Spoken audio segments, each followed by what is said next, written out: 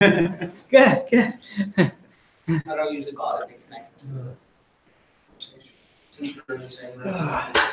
So did you get any more information about how well Soggy did with the IP inversion? No, he said that he's still, I guess, sifting through some of that data. So, or for the Seabridge stuff. Yeah, yeah. Yeah, I got him all the drill logs and everything, but there's a massive amount of data in there. I got you.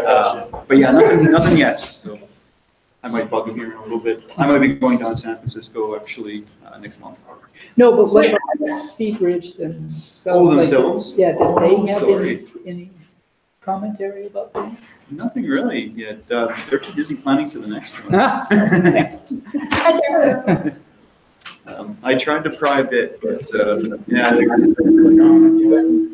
Can you mute? Thanks. So I don't need that shit. John, did you say you're going to be in San Francisco?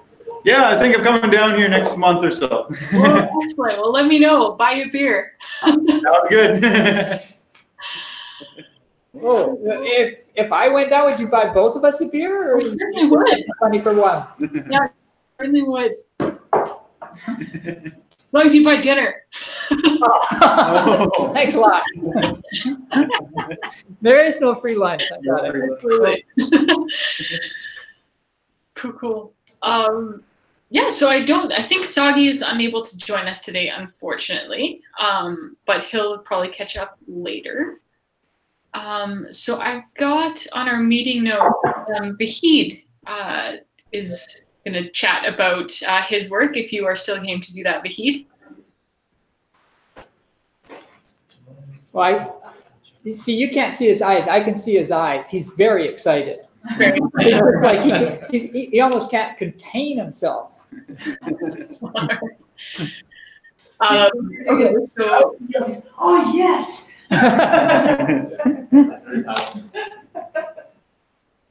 excellent. Okay, so these are the items that we have. We can pick whatever order. Thibaut, I believe you added the point about dropping 2.7. Yeah. There is work with, the call is out for AGU for putting sessions together. And then John and Dom have some points.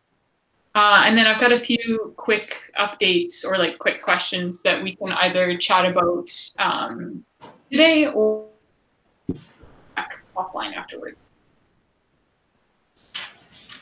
And if anybody wants to add stuff to that, go for it before we get started. But if not, Vahid, are you game to take the floor? Yes. Just a moment. Yes. Just a moment. Yeah, no problem. Take your time. Yeah, I'm preparing my PowerPoint. If you are ready, I can present it now. Yeah. Okay. It's actually about the modeling of my data. This data Can you is... share your screen? Yeah, He just did. click on the screen. His screen is shared. Thibaut, you just need to click on it. Yes. Okay. This is actually a geothermal resource in the middle of Iran. We have already its graph and MAC data. The graph data actually measured by our team, but the magnetic data I obtained it from other sources. It's so I'm gonna to model it by this SimPEG method, and this is actually our names, our team here. You can find ways without any obstacles. It leads nowhere. That's an old version saying. Everything is suitable for all situations. So the headlines actually detecting this is the goal and modeling the geothermal resources in Mahalat region by gravity magnetic data through SimPEG. Why we are looking or we are expecting some geothermal resources? There are many evidences. For example, here the warm water springs in the area, the geological setting that I will explain later on, geological evidences, former geophysical surveys. There are some primary surveys in magnetic and gravity that somehow prove the existence of this resource. The importance is actually a source of clean energy in any country. It's the same. The location of survey area is Mahallat, that I will show you in detail. Where is it? A geological setting also. The detecting method, actually we have two data sets, gravimetry and magnetic. Gravity data includes two grids, one bigger grid with 778 stations and one smaller that now we are focusing on the center part, the smaller part that I will show you the results. Magnetic data that I obtained from another ministry is 4,000 stations in a square 25 kilometers to 14 kilometers. Gravity instrument actually CG3, CG5 we used. And magnetic instrument is GAN GSM90T.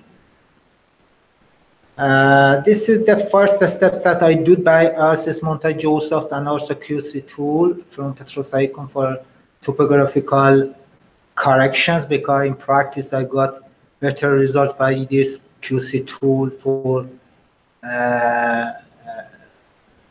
topographical terrain corrections.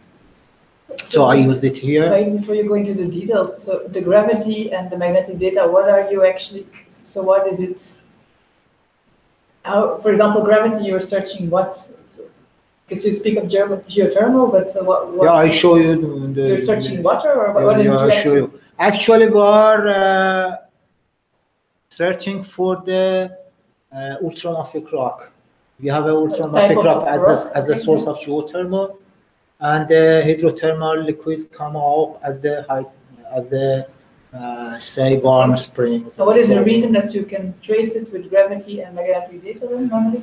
Yeah, because we have actually ultramafic rock, we are in intrusion that has a higher density from host rocks. A higher density. Okay, yes, yeah. and actually it has some magnetic higher susceptibility from host rocks. So these two methods actually are elected to selected for okay. tracing this resource. Okay. It is in Google Map the area. This is the bigger grid, and this is the smaller grid. Here is in the center of this grid. Actually, we have a hot spring. It's very famous. Abgarm, we say to it. It means in Persian warm water. Abgarm.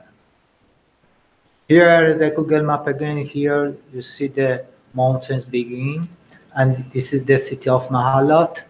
That is actually the main source of this Abgam springs.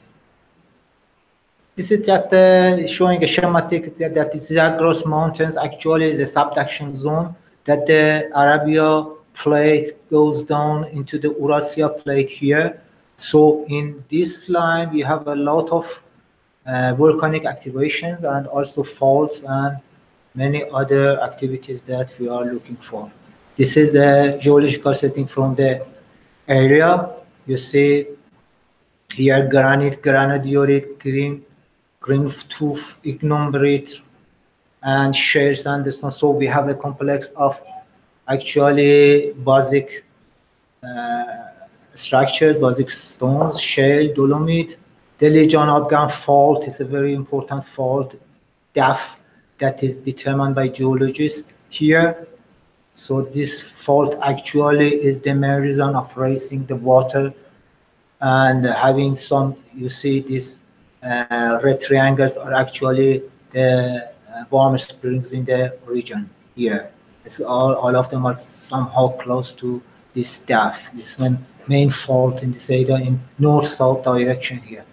Hot spring, magnetic survey area and gravity survey area. Actually, this is all the projection of the survey, gravity survey.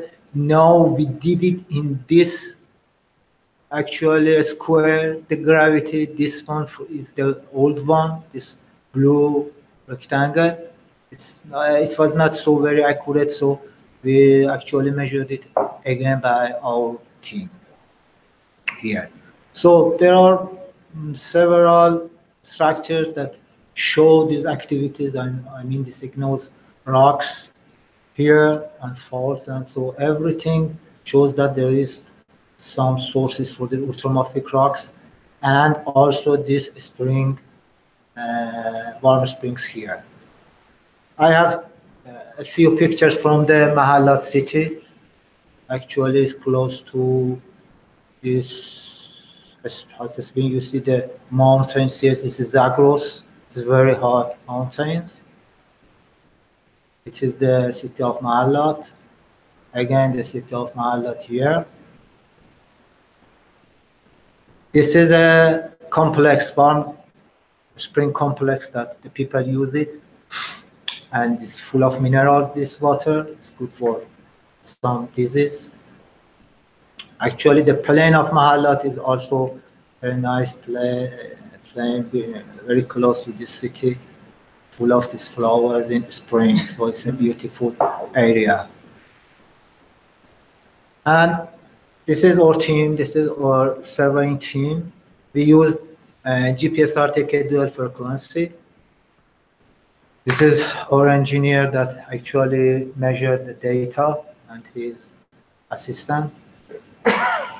Actually, we measure the data online. It means that in this point, we measure the gravity, and at the same time, we measure the coordinates, X, Y, H, with a high accuracy. This is one of the points you see is very rough topography. Very rough topography here in Zagros.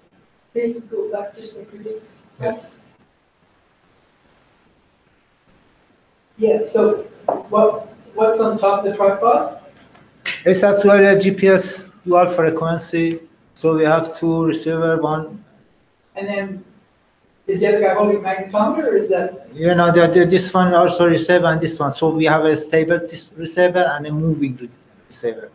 Two receivers, actually. Okay. Two receivers. This is actually stable, yeah. This is actually stable. It's better than differential. Yeah. Okay. So I see. Okay. this moves and this one is just fixed in this point. So it's very accurate measuring, say about something centimeter. This is the one of the points that we measured by CG3 gravimeter. Yes, you see the topography. In some places of Zagros, we have this topography, but fortunately in our region, just a few points actually located in this topography. But it's for a few points, we had such a situation like this. That, yes, one of our workers without any support, so it was very dangerous as every time I was shaking that he is not falling It's down. not secure? Yeah, it's 12 kilograms CG3. It's not secure? No, it's just by finger. Okay. Just by fingers. I think we would have to fill out 2 weeks Yeah. and 4 to be able to do it. Yeah, these are tried in western of Iran. They are court people that every time they are in the mountains, they in the border of Iran, Iraq, so they carry very heavy things with themselves, and they are very good in mountains and without any new instruments. Yeah, this is the terrain of the area. So 2,500 here you see to 880. So it's something about 1,700 meters difference, a very high difference. It's very difficult to make it so that that's why I use the QC for topography correction, because this GeoSci does not work in this rough topography for terrain correction especially, but the GC is very nice for this task. I practiced in several projects and I got better result by QC. Sounds like an ideal place for equivalent source. Okay. I don't know what do they claim, but it works nice. Terrain correction, this is the terrain correction that I actually plotted it in GeoSci, but the results are from QC, so we see the results. It's sometimes up to 2.97 milligal. It's high. It's very high. Where booger anomalies actually for the larger area are computed by removing the reduction, I mean free air, plate booger, topography, all of them. This is the central part that we measured by our team, I told you, but this is the whole area that more than 700 points, we have gravity points here. We now at this step, we just focused on this part, modeling the residual anomaly that I will show you the results. But we will switch to the old part, hopefully, and we will try to model the booger anomalies and residual anomalies in the bigger region. Is that booger anomaly? Yes. What is Booger. it? Booger. I said when we actually remove the trend, I mean the regional anomalies, we have residual anomalies. Okay. We say that we remove the trends. So local anomalies will be more obvious and detectable in residual anomalies. When you are looking for local, for something, for anomalies that have sharp borders. But in regional scale, we have everything. For example, here you see in booger anomalies, you see from here negative is moving to positive. Yeah. It's actually a trend. It's a trend. When we remove this trend, but there are several methods for removing these trends. We actually use from polynomial fitting in GeoSci. And I removed the polynomial with degree 3 from this booger anomaly. So this trend is deleted in this figure. You see, we don't see any special trend in any directions. We have just these anomalies. Positive anomalies, I say relative positive anomalies, and negative or relative negative anomalies. So this is we say it's residual anomalies. Actually, it's booger from trend minus trend will be residual. These are the points that we measured here. The gravity measurements here I show you. So this is the positive anomaly that's actually, and this is the negative anomalies that we are focusing at the first step, modeling these anomalies. There is another published paper by one of our colleagues that they try to model this anomaly. Of course, the residual book anomaly is somehow different from our results because they had a coarser grid spacing in their network, so it actually was predictable. And there are some actually evidence, geological evidence that this resource is as a basic intrusion with a higher density and a higher susceptibility. You see here, this negative, maybe they can be somehow showing the fault impact, these ones, these two ones.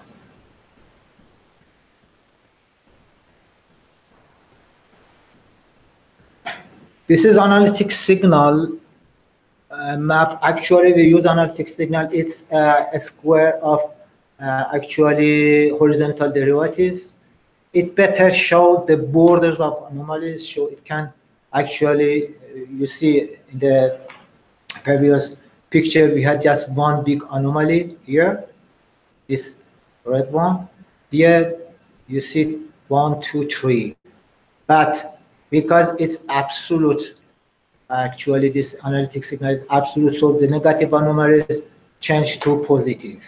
So it's a detective for borders or age of the anomalies. Whatever the age be sharper, or we have a sharp distinction between host and the anomaly, we will have the higher values here.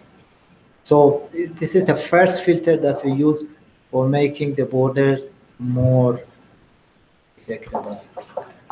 This is another filter that is very popular, and we also use it. It's called Euler depth or Euler deconvolution. By this Euler method, Euler deconvolution, we will have a rough estimate of depths of the anomaly. These information actually can be used in modeling and constrain the modeling. By these filters. You see here these circles. We have 1,500 to 2,500. At least at first, this Euler filter was designed to show the minimum depths, but it's not actually the case because many times just we can consider it as a rough estimate, not just minimum. This is my experience. So we say yes, the anomaly can be between depths 1,500 to 2,500. This is a rough estimate that we can use it in modeling stage. Yeah, of course we could find a few points. It was difficult for this because there are several methods in Euler deconvolution, standard Euler or located. I use just the peak of the anomaly for determining, or better to say, estimating the rough depths. So you see that the concentration of the points are just in the peak of the positive anomaly here, and just we have a few points, and the average is just 1,500 to 2,500. This is another presentation of our residual map in SimPEG. Of course, that's just showing you the different colors. But you applied all the filters also using SimPEG, or this is just No. These filters are Euler analytics. All of them are from GeoSci. Okay, you're importing output from Yeah, just where I imported the residual anomalies to SimPEG. But I guess in the future you would want to do that also in Python. Hopefully, you should see. Yeah, it can be done. Of course, yeah. This is also where there's perhaps a bit of overlap with the Fadiando project, and Dom can maybe give a couple pointers there. But we can link back to that. Yeah, we use the gravity example, of course, with a drastic change that Dom did on the code. Actually, the code changed somehow completely. But firstly, I wanted to use that example, the gravity example from SimPEG, but Dom made a lot of improvements to this code, and actually we could get the first results of modeling for this area. Of course, in this model, you see that in L2 norm, it couldn't determine the depths appropriately. Here you see it's a smooth inversion. So we tried many different mesh dimensions, and just 15 minutes ago I found a better result with the mesh in compact inversion here, you see. So now we have actually the depth is about say 3,000 meters, and for this one it's about 1,500. It's actually I should say that it's completely acceptable considering the other evidences in this area. But we continue to work on this figure also, because I had the phi m very low, but phi d say a little bit higher. So I will try to decrease the amount quantity of phi d also. I mean data misfit function. The data, but model misfit is very nice. It's say 1, 2 we received here. So this is the first, actually I emphasis that the first acceptable result from the area that we have. Is another presentation that. So how does that result compare to anything that you had before? Yeah, we have. I told you we have one paper that they used gravity, Graph 3D, Mac 3D, they got some result. We also have our filters, I mean Euler or some rough estimates, but this is a deep anomaly. So we cannot have direct geological evidences from the depths. So the depths just guesses based on other surveys or these filters. Right, but still, if you were to look at the end product that you had with however you did it before, and this You mean product this- this that you're looking at now, are they similar or different? From other. Yeah, from your previous analysis. Actually, this is my first result in modeling this area.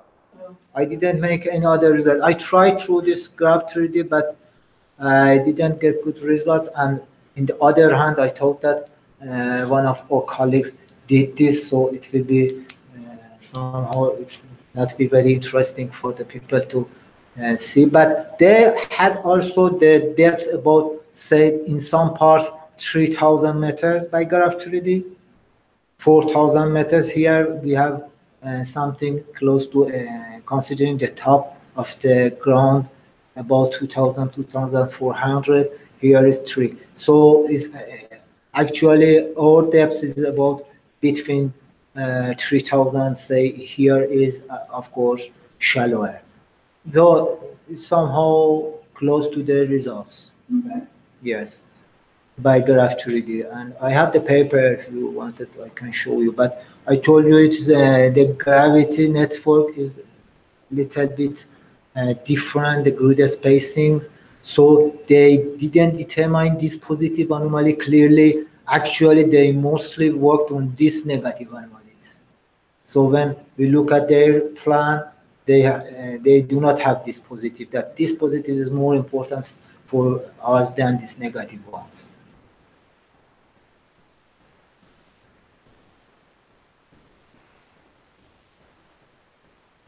This is another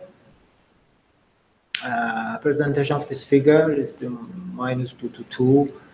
You see again, we have here is the depth 2,000 and 1,000. It's not more than 3,000 meters. It's a maximum depth. It was very difficult to get this maximum depth because every time we could estimate and have this lateral borders, lateral edge very easily, but this maximum depth, after testing several mesh sizes, we could get this result.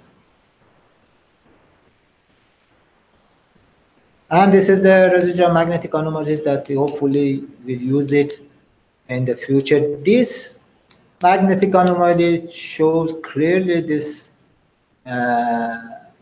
positive anomalies in the middle, in the center of the network that actually confine this anomalies and is just in the same place, location of all positive anomaly, in gravity positive anomaly, I mean. So we, after gravity, we switch to this residual magnetic anomalies. Any question to know? So these are the steps that we are looking for using SimPEG, modeling Boolean anomalies for the whole area, residual anomalies for the whole area, I mean the bigger one. Of course, we should continue to make the results of this smaller grid better, and modeling magnetic data at the last step is actually our target for this coming few months. Wow, that's good behavior. You've been Thank you. very active in a couple of weeks. Yeah. Oh, thank you. Actually, I should thank Dom. He made a lot of helps to me.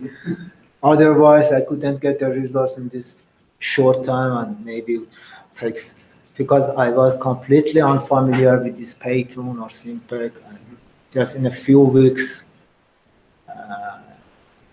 I own his consideration. It's only the beginning. Aye. Thank you.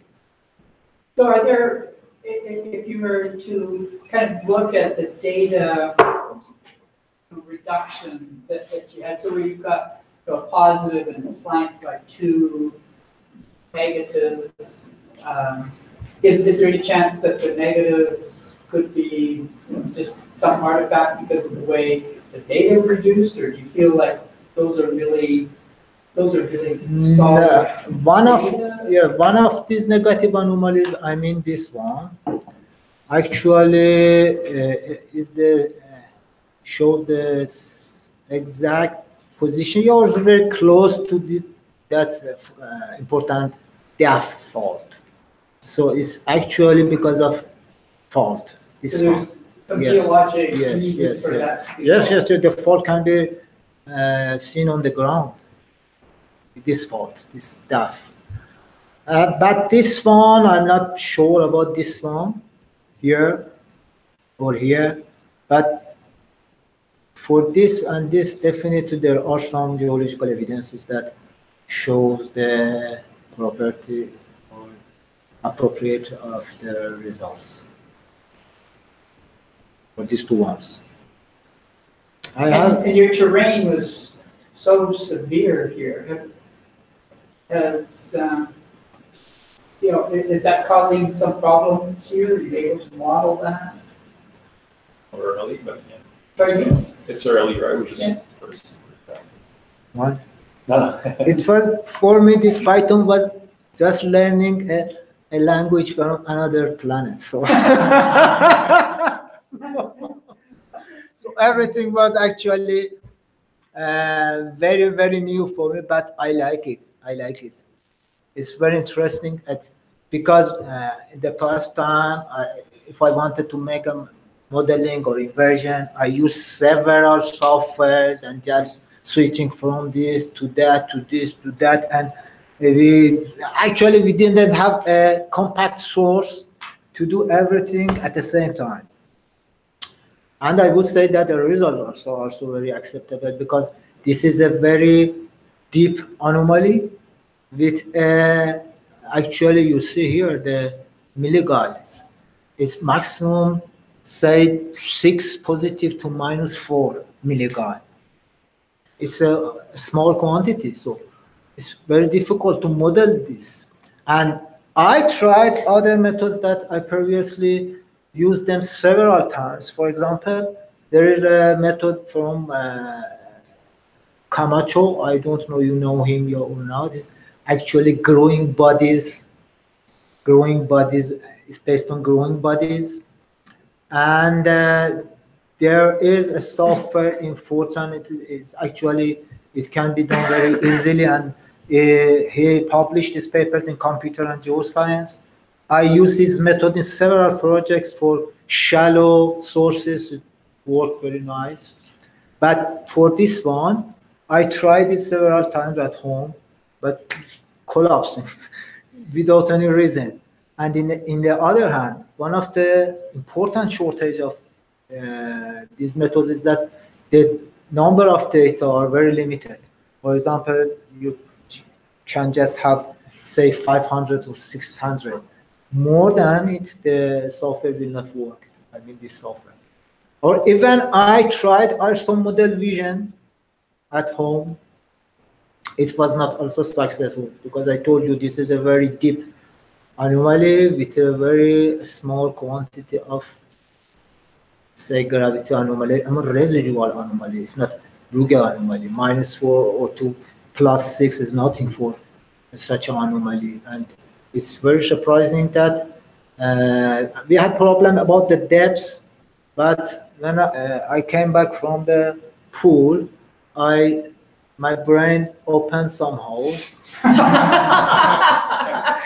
And just 10 minutes ago, I changed the mesh and I got result. Now I'm very satisfied at this step. Of course, we will continue to work on it, make it smoother, because here you see these sharp borders should be, or here, these sharp borders seems to be a little bit artifacts. So we will try to make them smoother, like the here, these anomalies here. Of course, it's a compacting version. We do not expect it to just be the same like smoothing version, but at least about the depths, about the lateral extension, it gives a very good results in this step and this short time, I think so. Right. So Vahid, are there things that you've seen at this point within, trying to do the processing in SimPEG that you think, oh, you really need to have this module or we need to have this functionality? Are there stuff that you're seeing? Actually, I directly downloaded my residual anomalies to this software. Maybe if I don't know, but it's possible, as Sarah told me, that we bring the CG3 data, I mean raw data, to the software, do everything from the first. I mean all corrections in this software. So it can be a very good improvement. Because in even in interpolations in GeoSoft, when we go to GeoSoft, they use very primary methods for interpolation. But if we can use some better methods for interpolation, making the grid, because the grid is the most important critical aspect in potential fields. If we cannot grid, or if we have some errors in interpolation, so we will have artifacts, certainly. So if we can use the interpolation methods in SimPEG, that I think it's possible, that at least bring the booger. Of course, I think I downloaded the booger anomaly here. Yeah, we actually interpolated it here in this software. I had 272 points booger anomaly. The reductions actually were done in GeoSoft, and I uploaded to this was in fact in this SimPEG, and it actually did the interpolation. Yes. But where do you need Yeah. interpolations from? No. I mean, you shouldn't need. Yeah. Shouldn't need interpolations. No. You gridded it in GeoSoft and you brought it over. No. At the end, I had 3 columns. Yeah.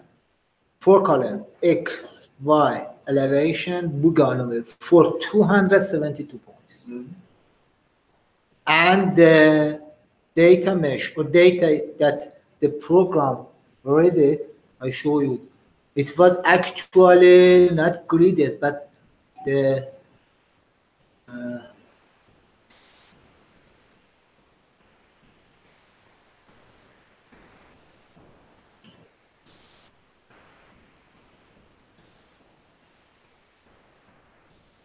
yeah. This laptop is bothering me.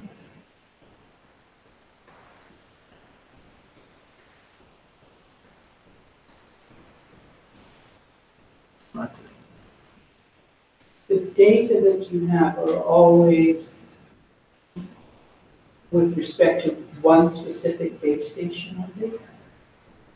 yes, because there were actually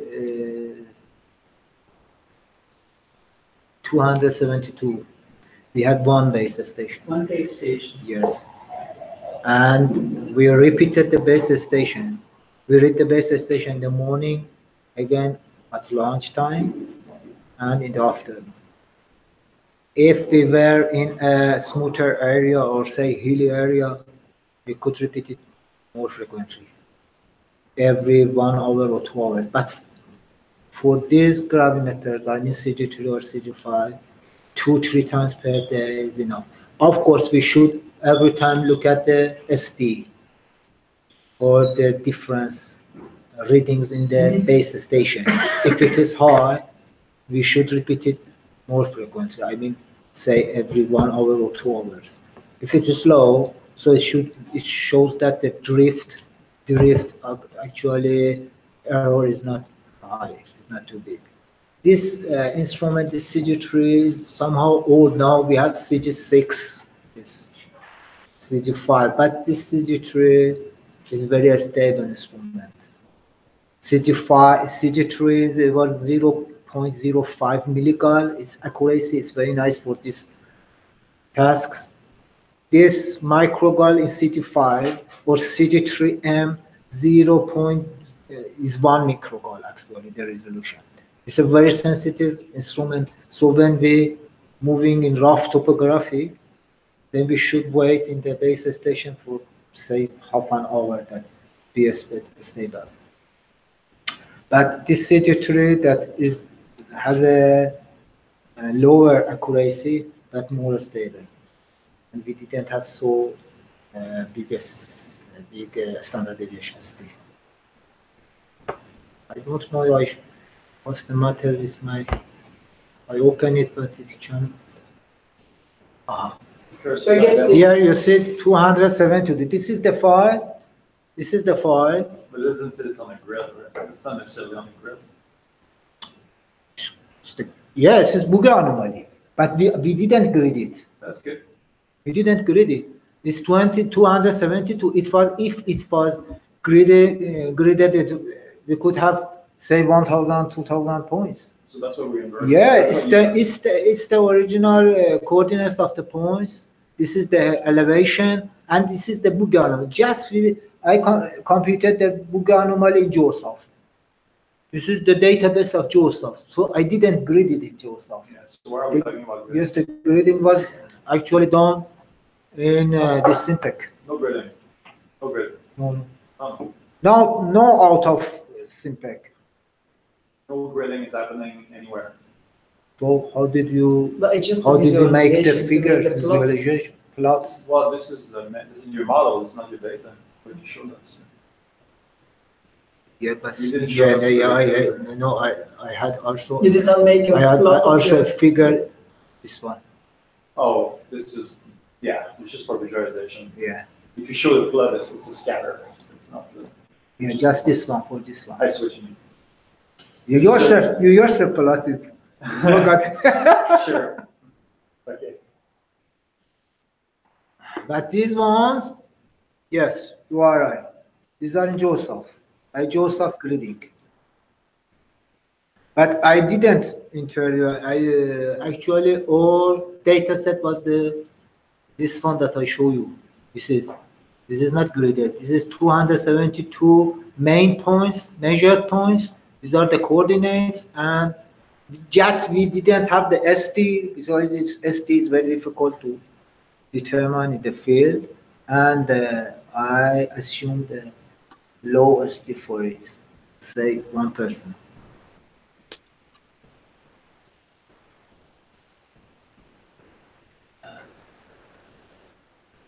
Thank you. Let's go.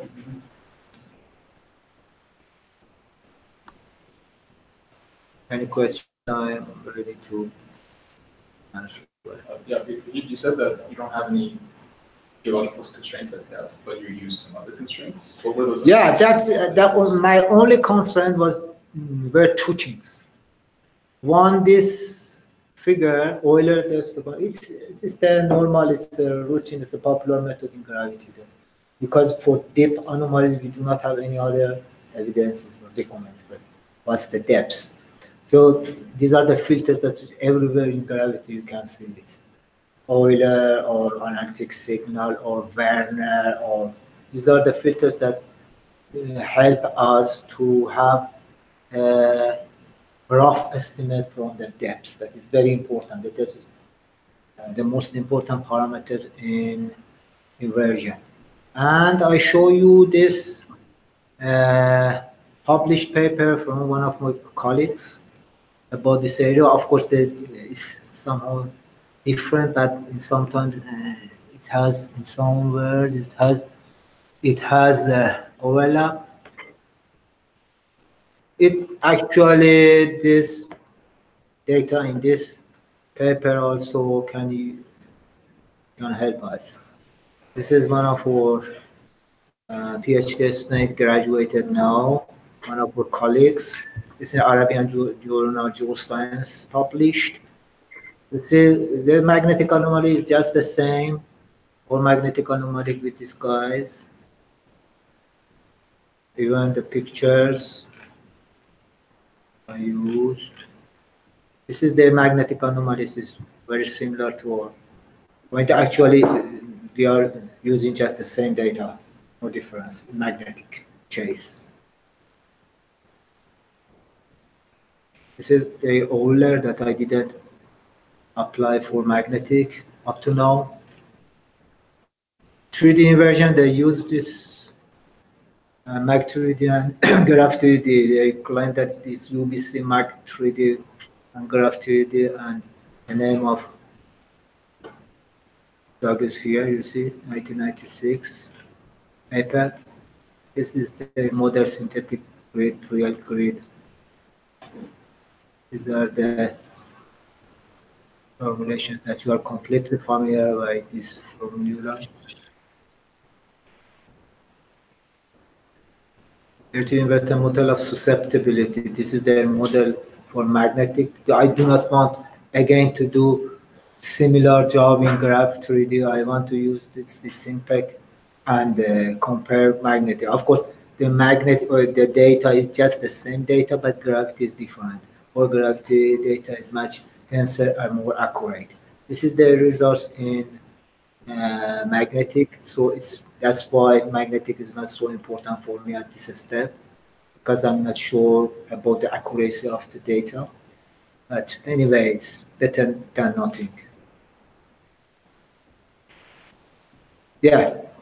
You see the gravity network is toward northwest. It's different from our grid now, but in this part we have overlap in this part, actually in this lower part, and they didn't get any positive anomaly here, just this negative that somehow is similar to our negative anomalies in our plan, and here not so negative. So they focused on 3 negative areas. Here they didn't have any positive anomalies. That's the main point, that you should have positive anomalies, because this geothermal resource should have a source. They didn't get a source actually in the middle of the area here, and all of these points are designed for actually seeing this source, but it's not here. You can't see here. I guess that the problem is actually because of train correction, because train correction in this area has a very great tool. I use the QC and GeoSci, both of them QC, just I have it. They didn't have access to QC because I bought this license about 3 years ago when I was in Toronto. I don't like its modeling very much, but about train correction, it does a great job, this QC. I told you I tested it in practice for several projects, even in hilly areas. By this rough topography, if train correction does not work well, so you will not have anything. And you see here, they use the GeoSoft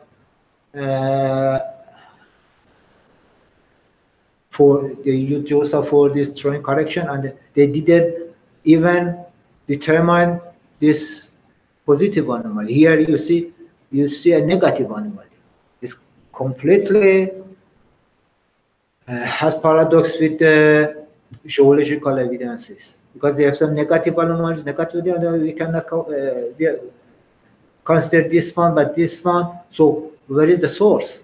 Source is disappeared here.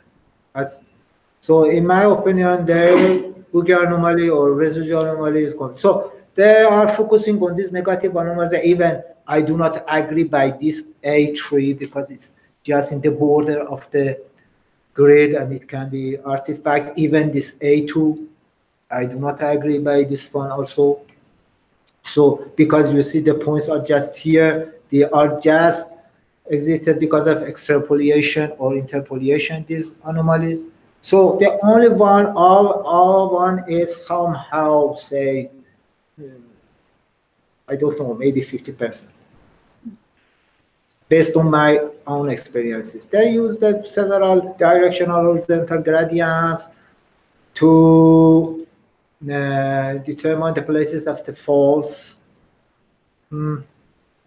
I would say that it doesn't help us in modeling, just show off here. 3D inversion, this is 3D inversion again for gravity. Yeah, you see. For these two ones that I completely disagree with these anomalies, they model them. And then A1.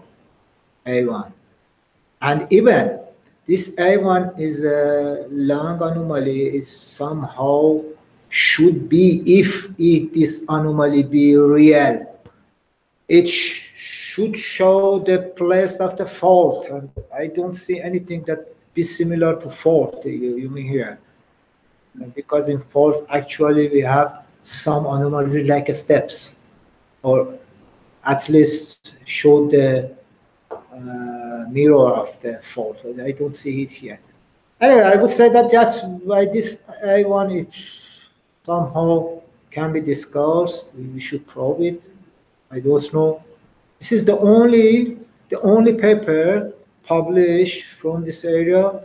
I emphasize that the gravity anomaly is somehow different in different direction with different accuracy. They didn't themselves measure the data. They just obtained it from some sources in a ministry, because this project was sponsored by energy ministry in this area.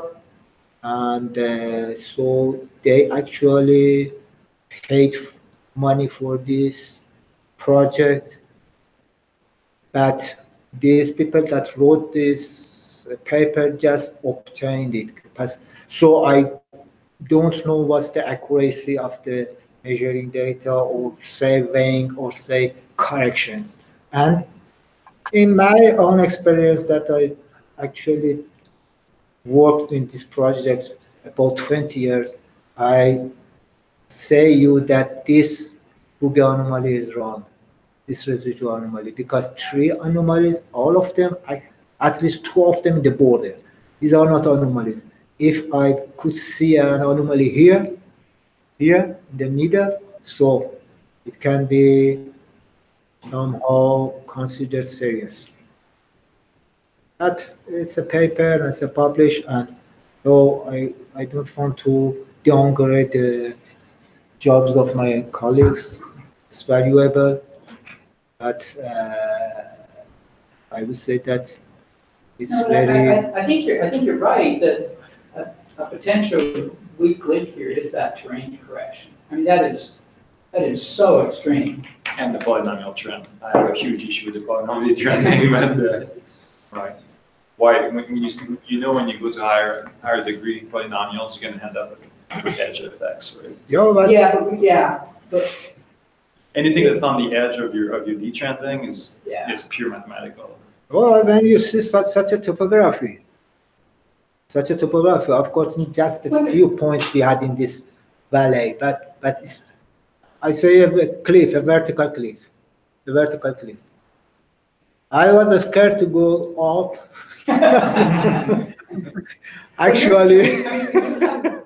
You actually go, That's where this are next. You could do something, start off with, cells that are centimeters on the side, and just gradually try to, model that terrain.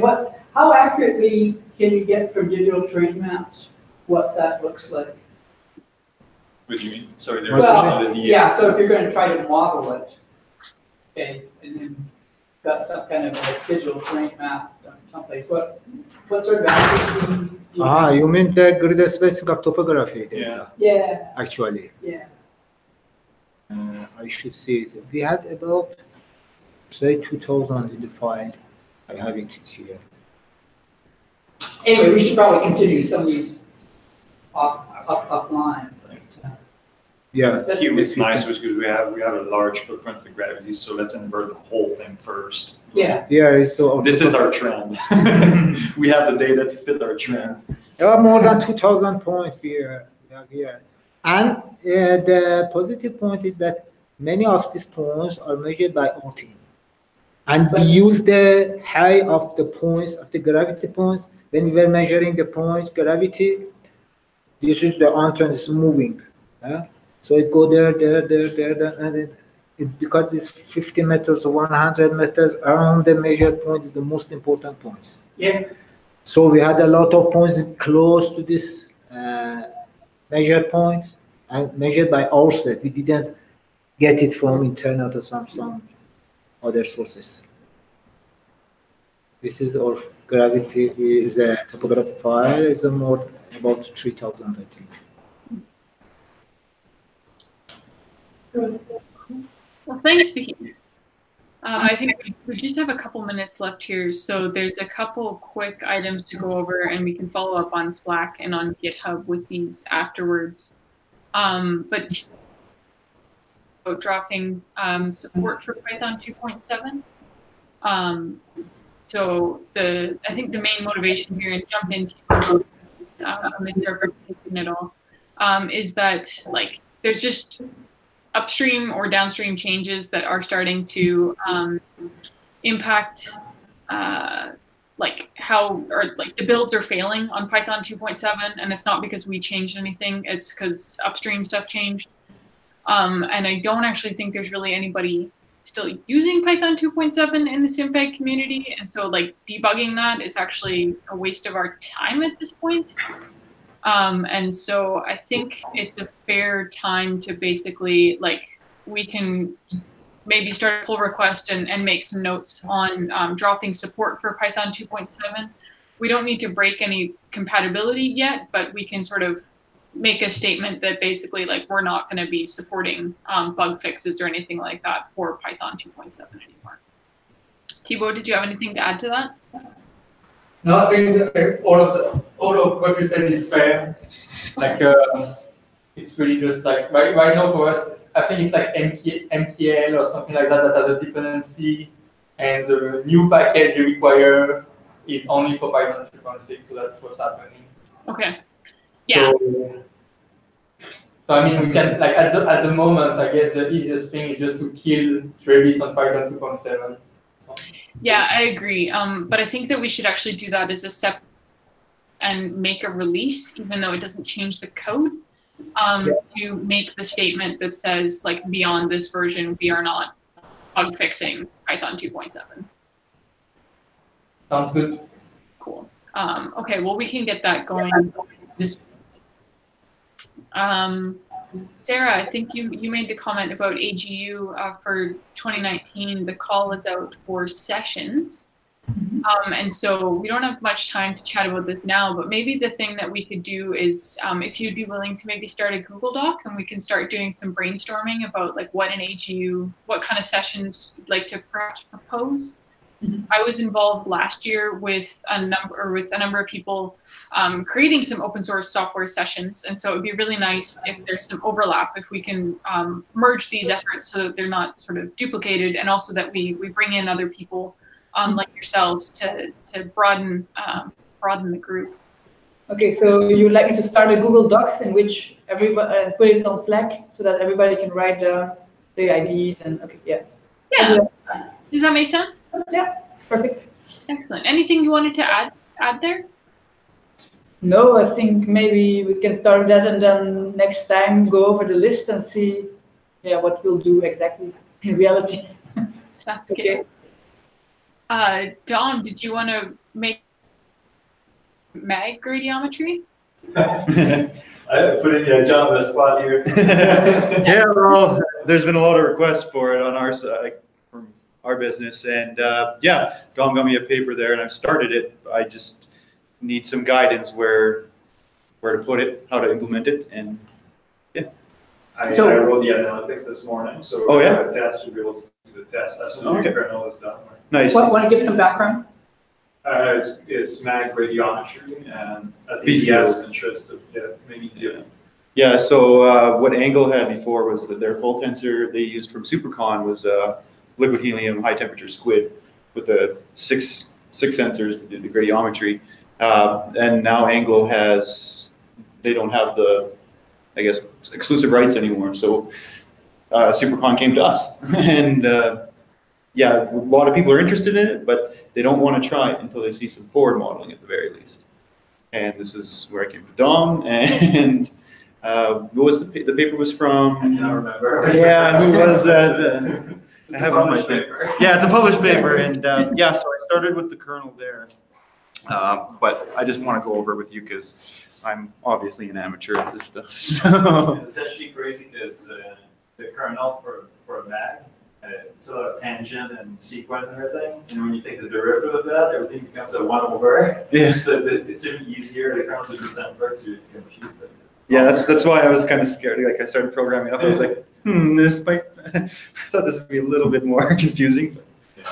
So we'll just add it to the list, right? Of like possible receivers. Yeah. It's going to be the same. All the same mechanics. We just need to add it.